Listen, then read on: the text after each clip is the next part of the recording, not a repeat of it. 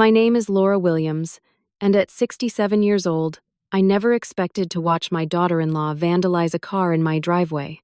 Jennifer and my son Michael used to be the perfect couple. I welcomed her into our family with open arms 5 years ago. But things changed. That Sunday morning when she showed up at my house, eyes wild with anger, I had no idea the mistake she was about to make would change everything. The confrontation that followed still makes me shake my head in disbelief. Before I tell you this unbelievable story, where are you watching from today? Go ahead and hit that like button and subscribe if family drama gone terribly wrong is your kind of story. I spent 40 years as an educator, working my way up from teaching 3rd grade to becoming the principal at Oakwood Elementary in our small Connecticut town.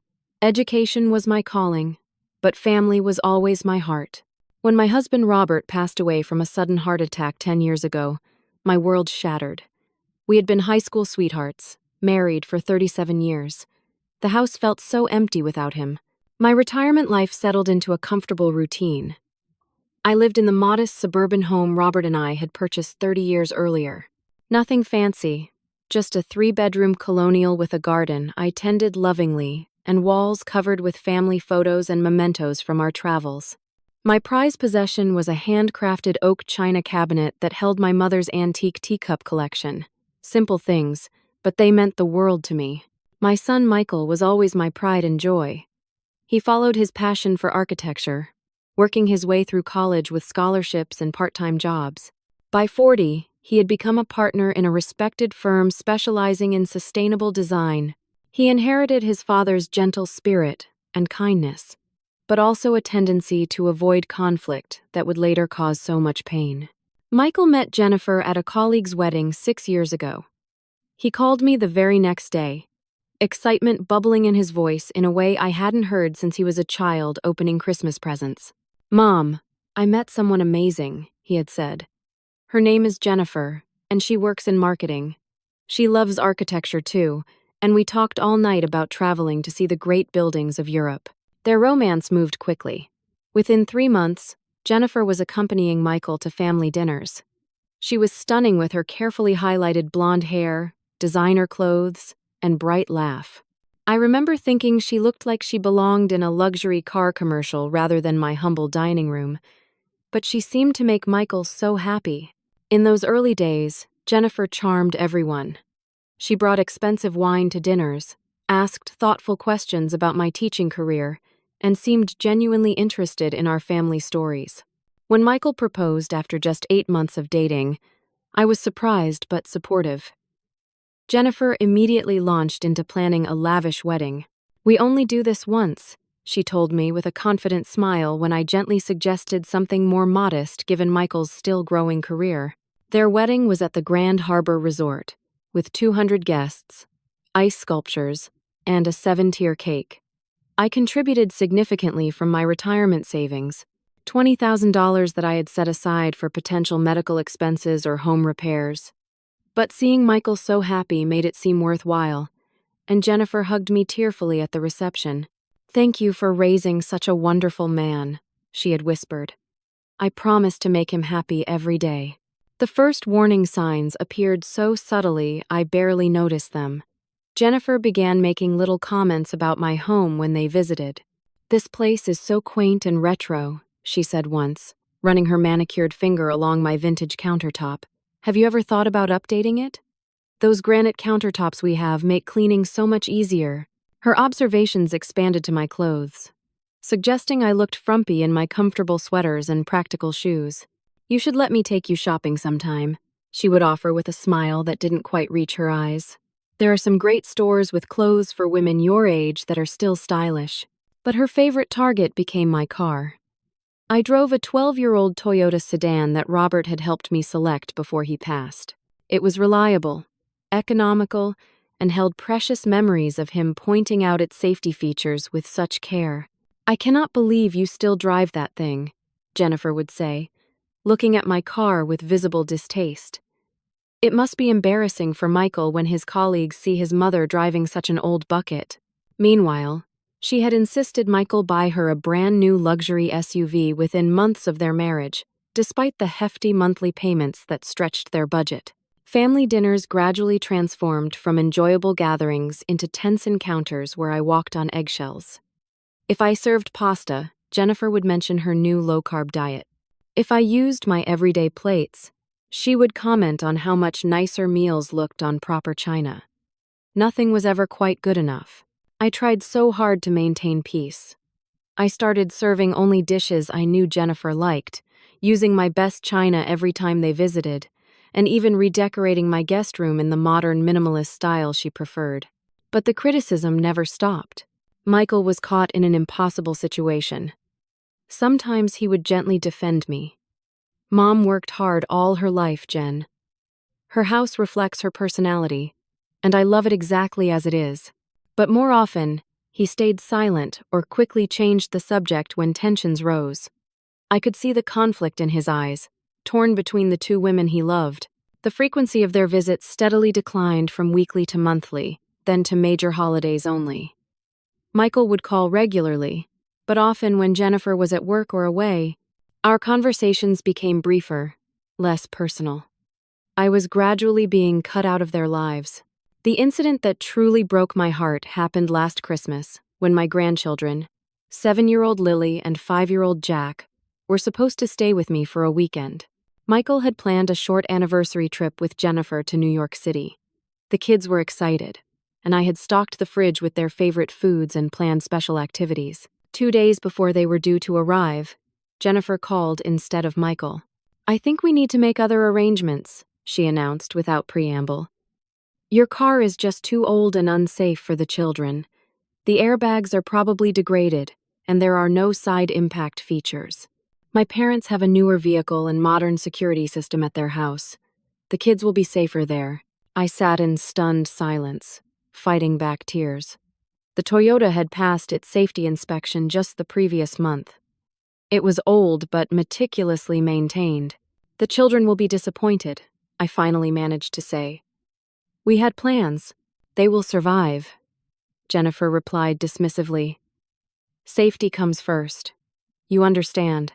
When I spoke to Michael later, he sounded torn. "Jennifer worries a lot about the kids," he said apologetically. "Maybe next time you could visit us instead?" That night, sitting alone in my quiet house with unused coloring books and untouched dinosaur puzzles, I realized something needed to change. I could not continue letting Jennifer dictate the terms of my relationship with my family while I passively accepted her treatment.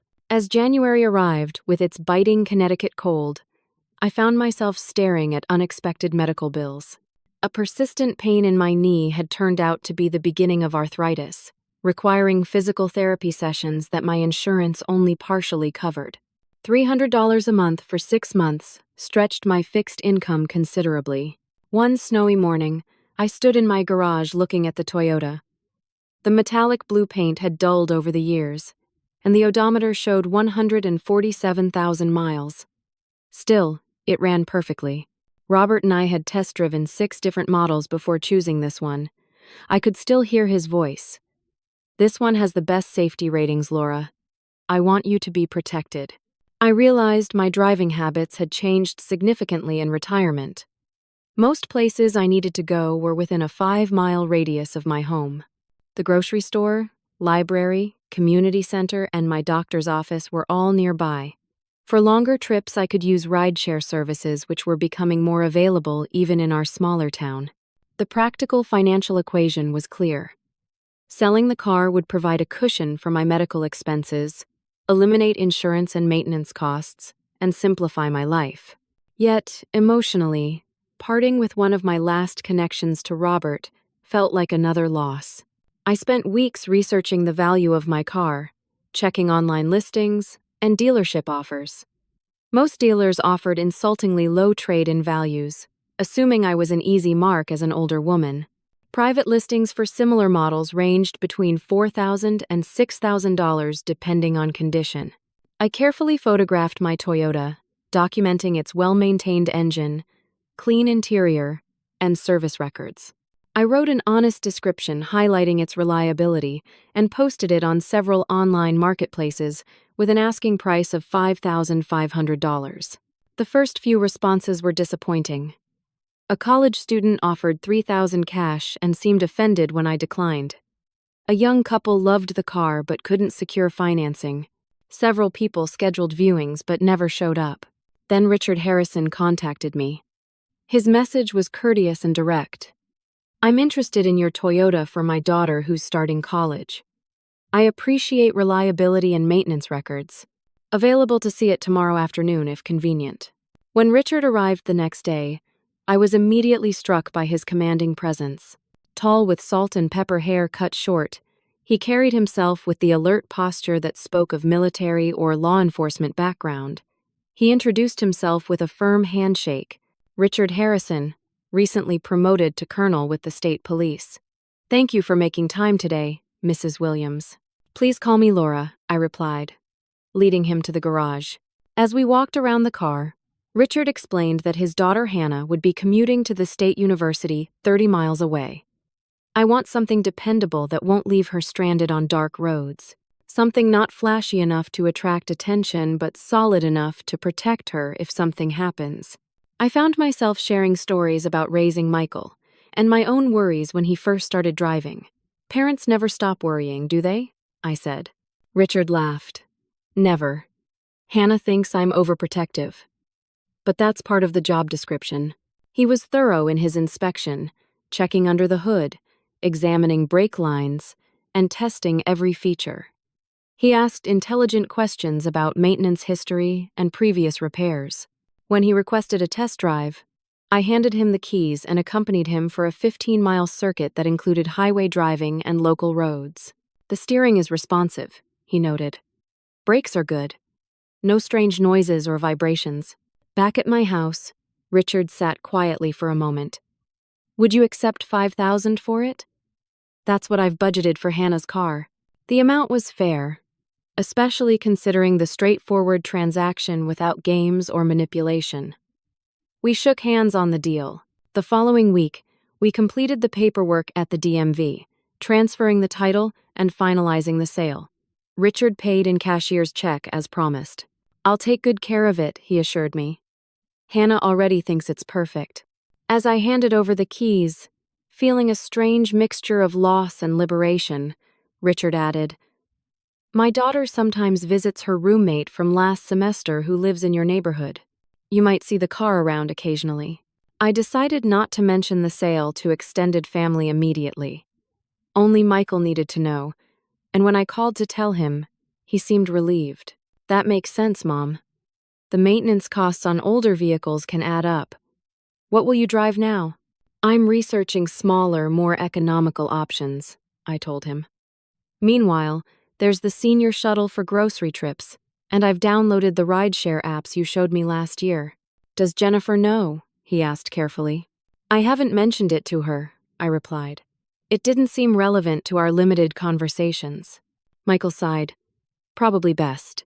She might misinterpret it somehow." In the weeks that followed, I adjusted to life without a car. I discovered I enjoyed walking to nearby locations, weather permitting. The senior center offered free transportation to medical appointments. For other trips, rideshare services worked surprisingly well, with the added benefit of pleasant conversations with drivers from all walks of life. I began researching small, fuel-efficient vehicles with modern safety features that would fit my budget once my medical expenses were covered. No rush, I decided. This transition period was teaching me valuable lessons about adaptability. The tensions with Jennifer escalated despite my efforts to maintain peace.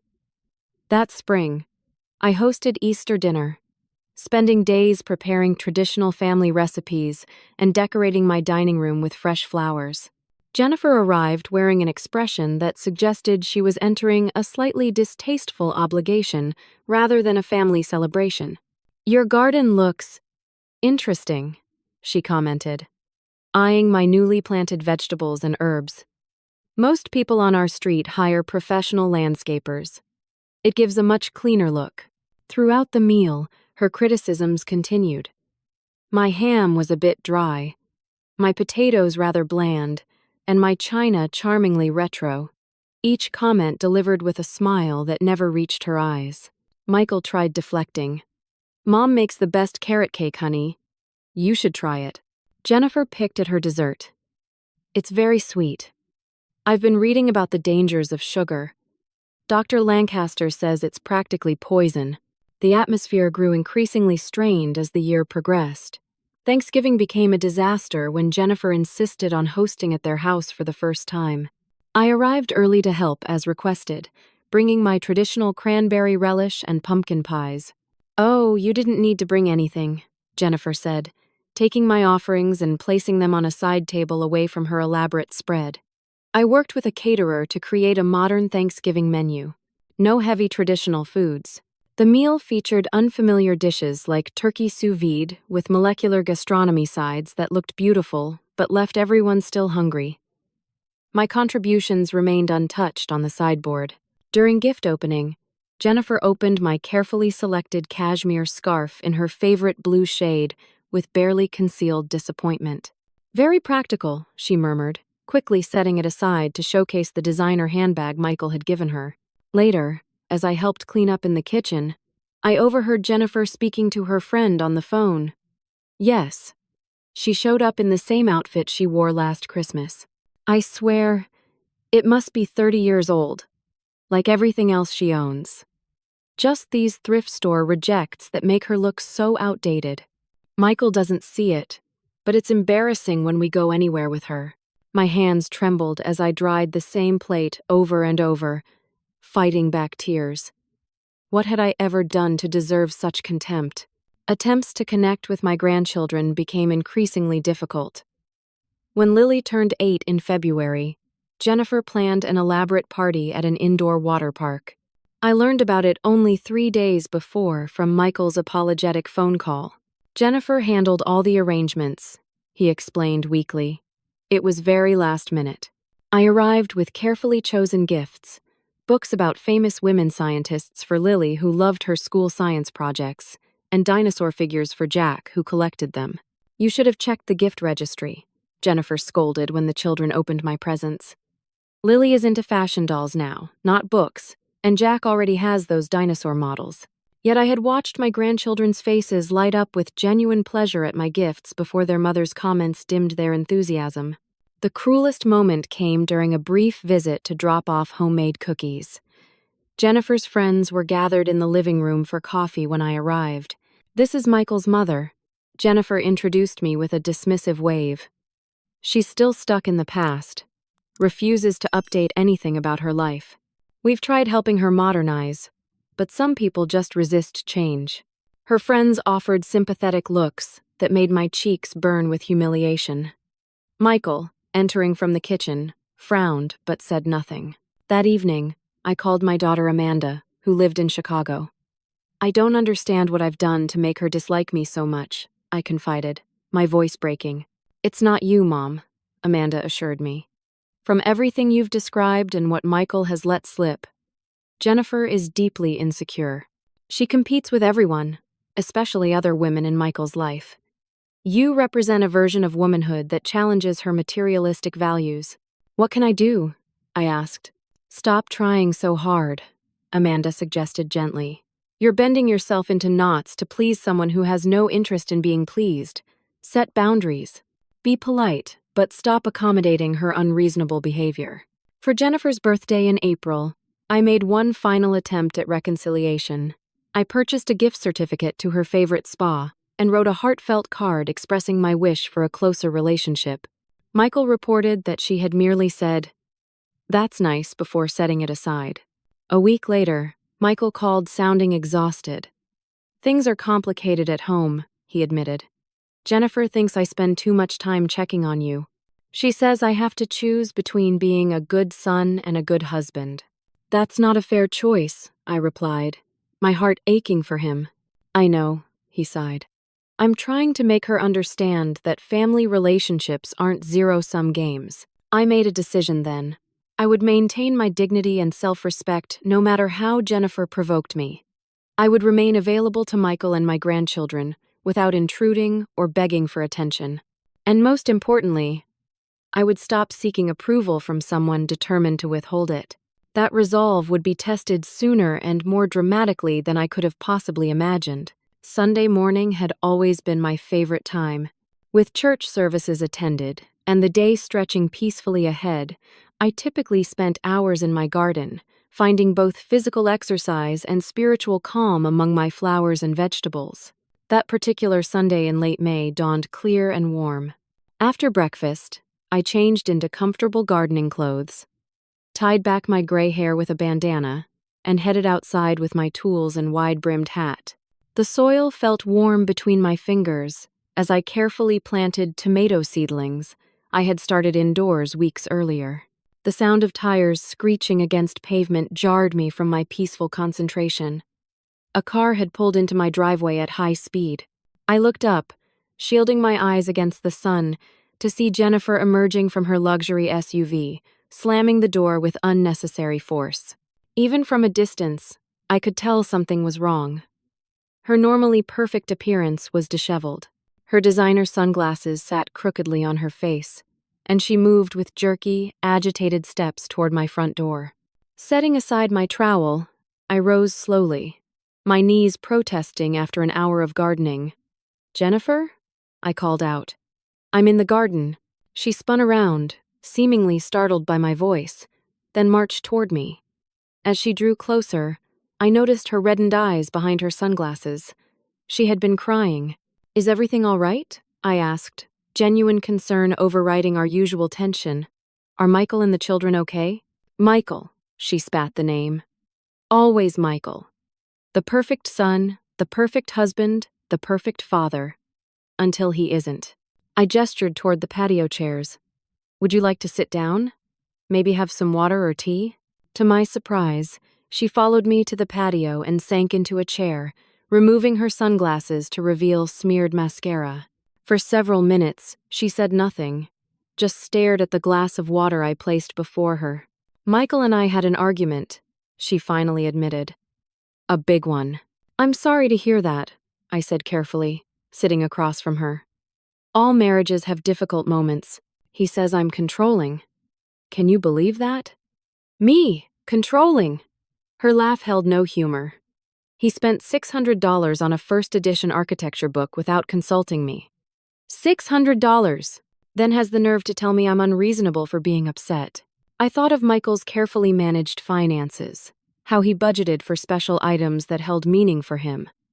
$600 was significant but not outrageous for a rare book in his profession. Perhaps it meant a lot to him, I suggested gently. "Have you two considered marriage counseling? A neutral third party can sometimes help couples communicate better." Jennifer's expression changed instantly, hardening from vulnerability to anger. "Of course, that's your solution. Always assuming the problem must be fixed. That I must be fixed. I didn't mean." "You never stop interfering," she continued, standing abruptly. "Always there with your opinions and your perfect mother routine.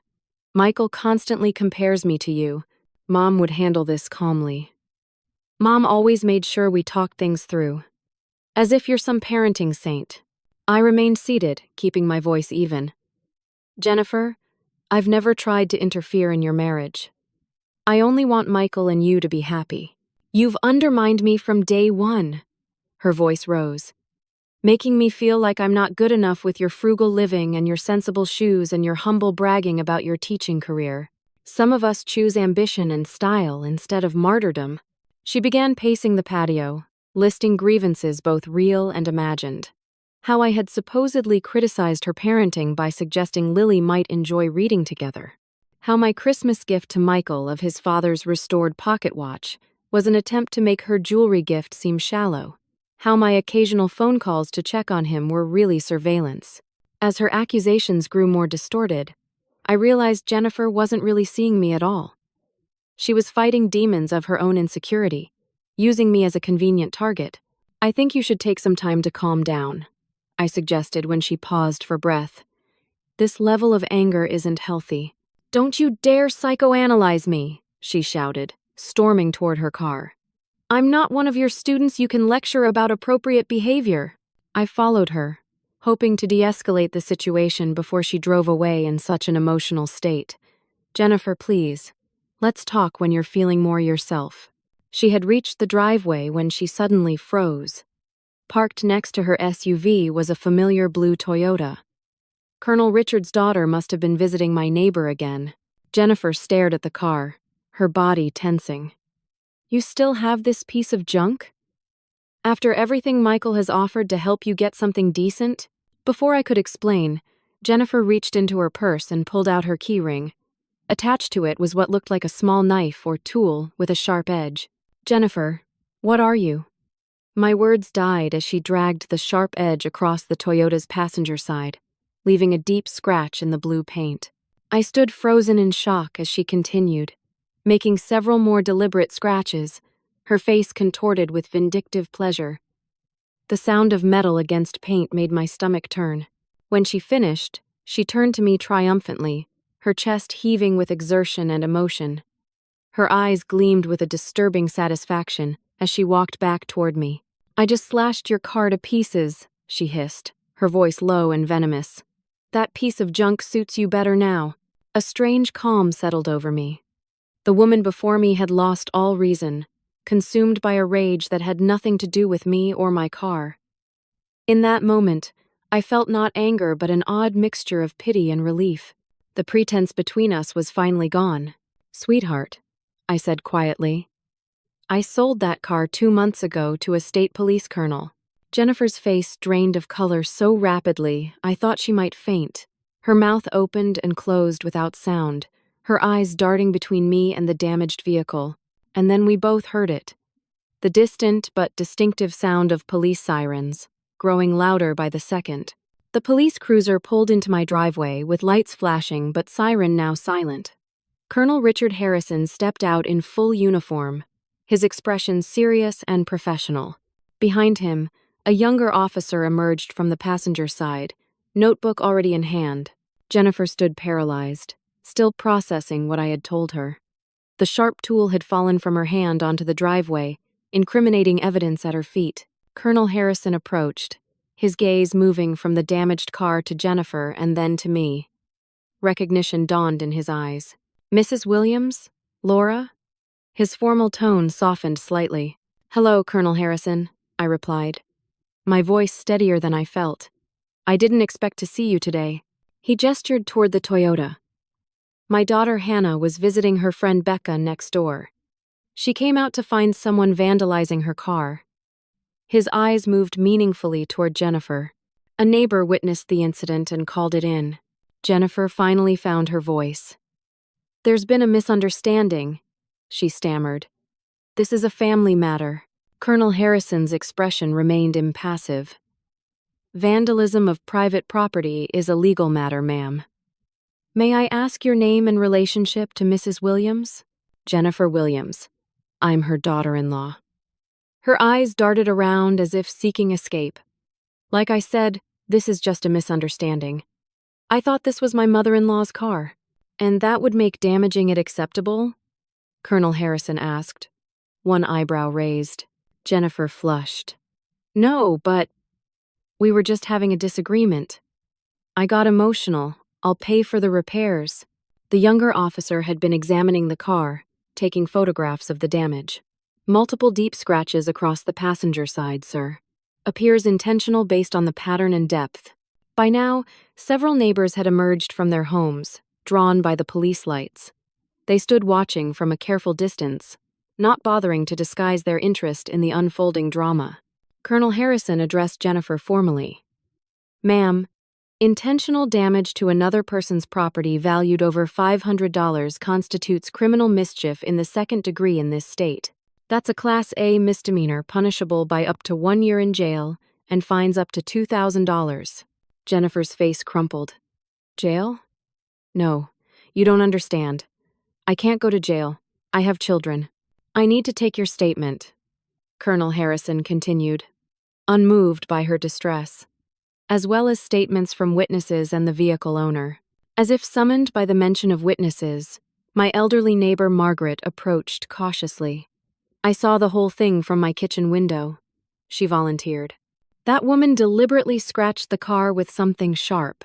Did it slowly, too, not in the heat of the moment." Jennifer's phone had been buzzing repeatedly in her purse. She finally answered it with trembling hands. "Michael?" she sobbed. You need to come to your mother's house right now. There's been an incident. No, everyone's physically fine. Just come, please. While Jennifer spoke with Michael, Colonel Harrison pulled me aside. Laura, I'm sorry about this situation. Hannah is quite upset. That car was her first major purchase, and she's been taking excellent care of it. I understand completely, I assured him. Please tell Hannah I'm so sorry this happened. Do you know what precipitated this? He asked professionally. I sighed. Years of tension and resentment, I suppose. Jennifer arrived upset about an argument with my son. I believe I was simply a convenient target for displaced anger. Colonel Harrison nodded thoughtfully. Unfortunately, we see that pattern often in our work. Displaced aggression causing legal problems that could have been avoided. Jennifer's conversation with Michael had ended, and she approached us hesitantly. My husband is on his way. He's an architect with Henderson and Partners, very respected in the community. Can we please handle this without formal charges? I'm willing to pay for all damages and any other compensation needed. That will be up to the vehicle owner, Colonel Harrison replied. And the district attorney's office, given that we already have a formal complaint and documented evidence. The sound of tires on pavement announced another arrival. Michael's car pulled in beside the police cruiser. He emerged looking confused and worried, his eyes widening as he took in the scene. Police officers, damaged car, distressed wife, and curious neighbors. Mom? Jen? What's happening? He asked, hurrying toward us. Jennifer rushed to him, clinging to his arm. Michael, thank God you're here. There's been a terrible misunderstanding. They're talking about pressing charges against me. Michael looked from Jennifer to me, bewilderment clear on his face. Charges? For what? Your wife vandalized my daughter's vehicle, Colonel Harrison stated plainly. We have multiple witnesses and photographic evidence. Michael's confusion deepened. Your daughter's... Wait, isn't that Mom's Toyota? I sold it to Colonel Harrison 2 months ago, I explained gently.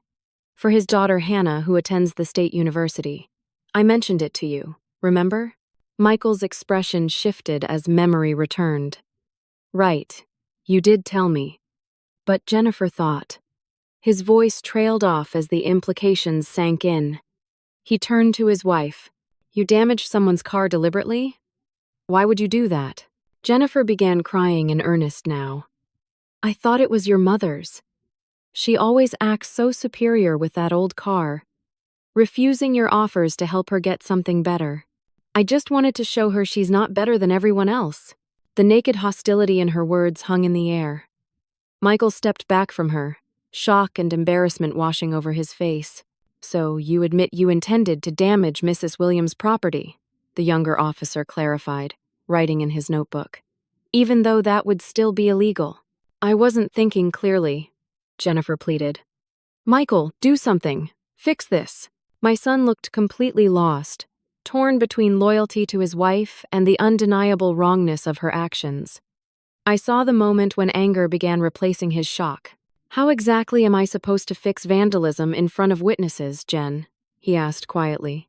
What were you thinking coming here and doing something like this? Your mother always comes first with you, Jennifer shouted, abandoning all pretense of composure. She calls and you run. She needs something and you drop everything. She never approved of me, and you know it. Colonel Harrison interrupted the escalating argument. We need to focus on the legal matters at hand. Miss Williams, we'll need you to come to the station to provide a formal statement. Am I under arrest? Jennifer asked, suddenly small and frightened. Not at this time, he replied. But this incident will be fully investigated, and charges will likely be filed. Michael ran his hand through his hair in distress. What about restitution? If we pay for all damages and any other costs, would that resolve this? Colonel Harrison looked to where his daughter had now joined us, her young face showing hurt and anger as she surveyed the damage to her car. That will be partly up to Hannah, he said. As the victim, her wishes carry significant weight. Hannah, a college-aged girl with her father's direct gaze, addressed Jennifer coolly. Why would you do this to a stranger's car? What did I ever do to you? Jennifer had no answer, just shook her head miserably. The repair estimate is $800, Hannah continued. Plus, I'll need a rental while it's in the shop. And that's just the financial part. You made me feel violated and unsafe, knowing someone would deliberately destroy my property out of spite. Michael stepped forward. I understand completely. We'll cover all costs, of course. And Jennifer will take full responsibility for her actions. As arrangements were made for Jennifer to provide her statement at the police station and for Michael to drive her there, I stood quietly to the side, watching the family I loved splinter under the weight of long-simmering resentments finally brought to light. Before leaving, Michael approached me alone. Mom, I am so sorry. I had no idea things had gotten this bad. The things she said about you. His voice broke. We'll talk later, I promised, touching his arm gently. Right now, you need to deal with the immediate situation. As the impromptu gathering in my driveway dispersed, Colonel Harrison offered a final word. Laura, we'll need your statement as well. Would tomorrow morning work? I nodded, suddenly exhausted by the morning's events. Of course. And please tell Hannah again how sorry I am that she was caught in family drama not of her making.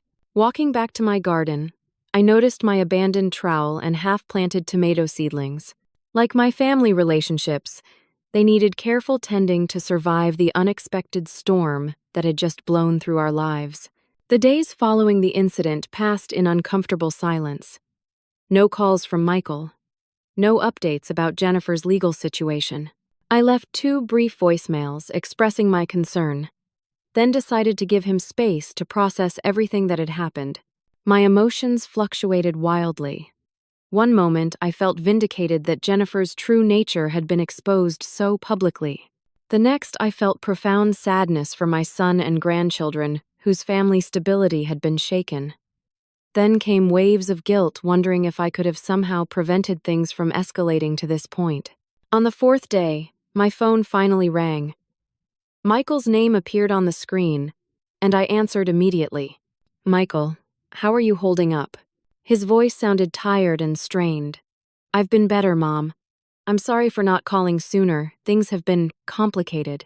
I understand. Is there any news about the legal situation? Michael sighed heavily. Jennifer has been formally charged with criminal mischief and property damage. She has a court date next month. Our lawyer thinks she'll likely get probation and community service since it's a first offense, but it's still on her record. I'm sorry it came to this, I said sincerely. Mom. Michael's voice dropped. Jennifer has been telling family and friends a completely different version of what happened. She's saying you provoked her deliberately, that you knew she thought the car was yours, and you set her up to get her in trouble. The accusation was so outlandish, I almost laughed. That's absurd. Why would I orchestrate something so elaborate and harmful? I know that, Michael assured me. But her parents believe her. They've been calling me constantly, pressuring me to convince Colonel Harrison to drop the charges. They're painting you as this manipulative monster who's always hated their daughter. The injustice burned. There were witnesses, Michael. The neighbor saw everything. And why would I want to subject Hannah to property damage just to trap Jennifer? Logic isn't really at play here, Michael admitted. Jennifer is desperate to avoid consequences and is grasping at anything that shifts blame. Over the following week, I learned through mutual friends that sides were being taken. Jennifer's family and several of her closest friends called me directly, leaving messages ranging from pleading to threatening. Some mutual acquaintances began avoiding me at church and community events, clearly having accepted Jennifer's distorted version of events. My daughter Amanda flew in from Chicago to stay with me for moral support. Having witnessed the deteriorating relationship with Jennifer over the years, she was unsurprised by the incident. Jennifer has always shown narcissistic tendencies, Amanda observed as we shared tea in my garden. When confronted with her own bad behavior, she rewrites reality rather than accept responsibility. The legal process continued its methodical course. Colonel Harrison called to inform me that despite pressure from Jennifer's family, Hannah had decided to proceed with charges.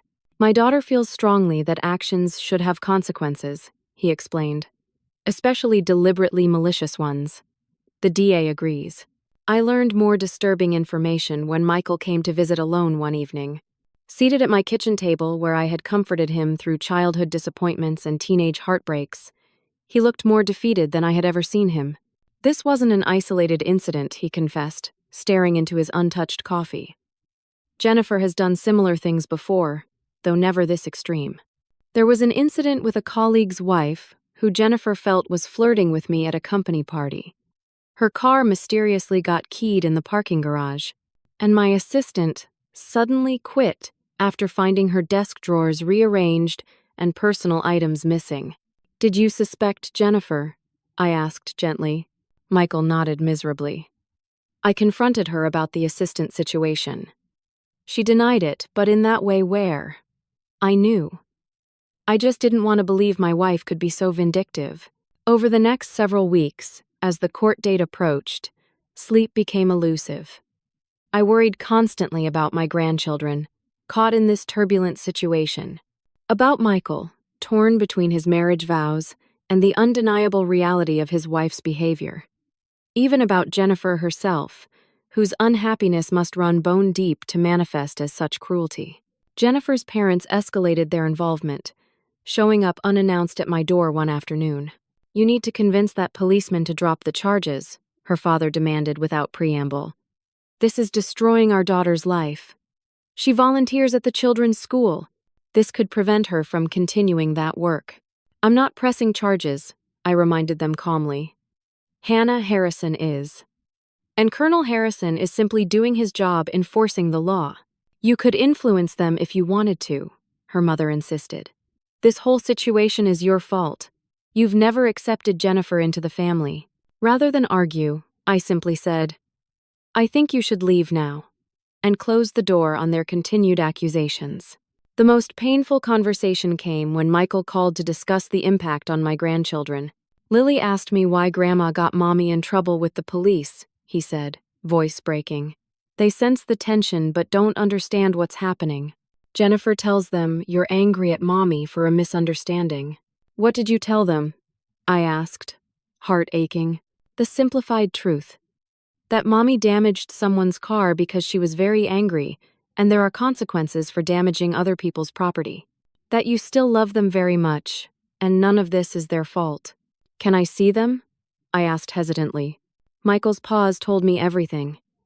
"Jennifer is resistant to that right now. She's afraid you'll turn them against her." "I would never do that," I protested. "I know, Mom. Just give it some time." The final blow came when Michael admitted that their marriage had been struggling long before the incident. "We've been in counseling for almost a year," he confessed. "Jennifer refuses to address her jealousy and control issues. The therapist suggested individual treatment for possible borderline personality traits. But Jennifer stormed out, and we haven't gone back." "What are you going to do?" I asked, dreading his answer. "I don't know," he admitted. "I took vows. The kids need stability. But I can't keep pretending everything is fine when it so clearly isn't."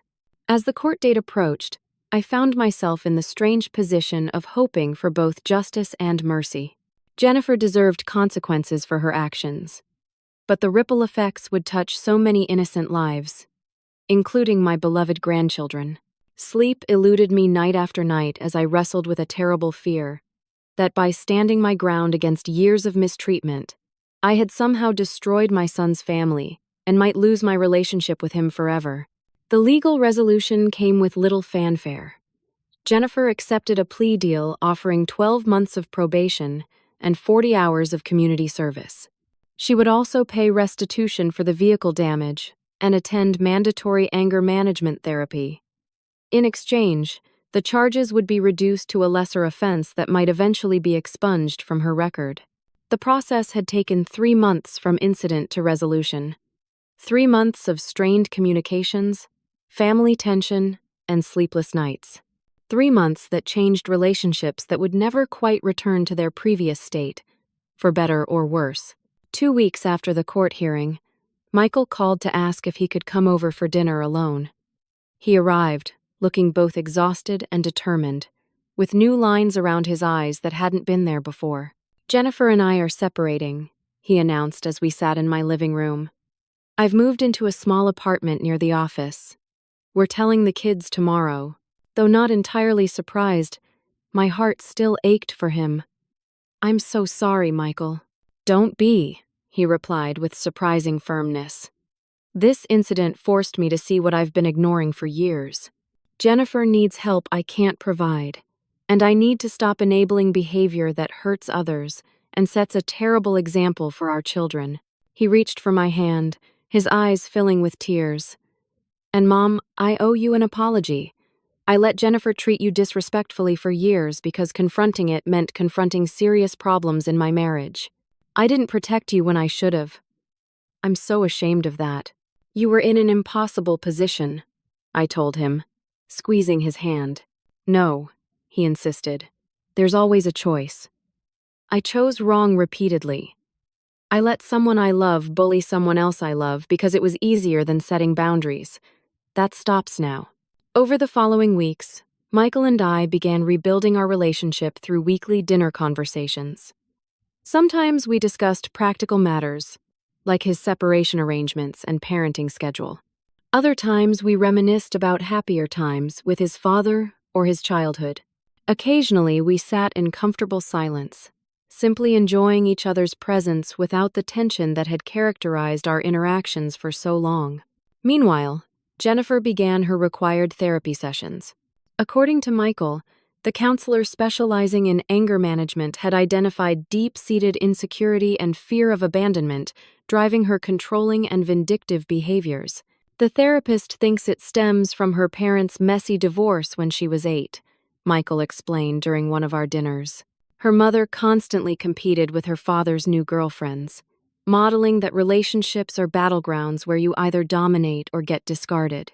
Understanding the roots of Jennifer's behavior didn't excuse it but offered context that helped me view her with more compassion and less resentment. She was, in many ways, fighting demons I couldn't see, using weapons that ultimately hurt herself as much as others. I purchased a new car in August, a small hybrid with excellent safety ratings and fuel economy. I made no announcement, sent no photos to family members, simply integrated it practically into my life without fanfare. The most surprising development came in November, 6 months after the incident. My doorbell rang on a crisp autumn afternoon. When I opened the door, Jennifer stood there alone, noticeably thinner, and without her usual perfect makeup and styled hair. "May I come in?" she asked quietly. "I'd like to talk, if that's all right." I invited her in with cautious courtesy, offering tea which she accepted with a subdued thank you. We sat in the living room, the weight of months of conflict and silence between us. "I've been in intensive therapy," she began, her eyes focused on her teacup rather than me. Both the court-mandated anger management and additional psychological counseling Michael encouraged me to try. I nodded, waiting. "I've been diagnosed with borderline personality disorder with narcissistic features," she continued. "It doesn't excuse what I did, but it helps explain patterns I couldn't see before." She finally looked up, meeting my eyes directly. "I came to apologize. My behavior toward you has been inexcusable for years, culminating in an action that hurt innocent people and traumatized my children. I am truly sorry, Laura."